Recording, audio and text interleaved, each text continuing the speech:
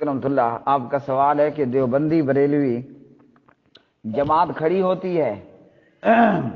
اور یہ ادھر سے جناب صبح کی سنتیں جو ہیں وہ پڑھے جا رہے ہوتے ہیں، تو ایک تو اس تعلق سے وہ جو گنجائش پر مبنی روایات بیان کرتے ہیں وہ سندن صحیح نہیں ہے۔ صحیح یہ ہے کہ جب بھی فرض نماز کھڑی ہو گئی، اب کوئی بھی نماز نہیں پڑھنی سوائے فرض نماز کے، تو دیوبندی بریلویوں کا یہ عمل جہالت پر، لا علمی پر، بے علمی پر اور نافرمانی پر مبنی ہے کہ ادھر سے جماعت کھڑی ہے اور ادھر سے یہ سنتوں کو کھینچی جا رہا ہے، پڑھی جا رہا ہے، وہ فجر کی سنت ہو یا کوئی اور۔ ہاں، فجر کی سنت فجر سے پہلے پڑھنا رہ گئی، آپ فجر کے بعد پڑھ لیں دار قطنی، یا پھر سورج کے طلوع ہونے کے بعد پڑھ لیں ترمذی۔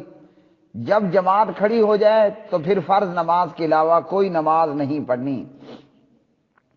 حدثنی احمد بن حنبل حدثنا محمد بن جعفر حدثنا شعبۃ عن ورقاء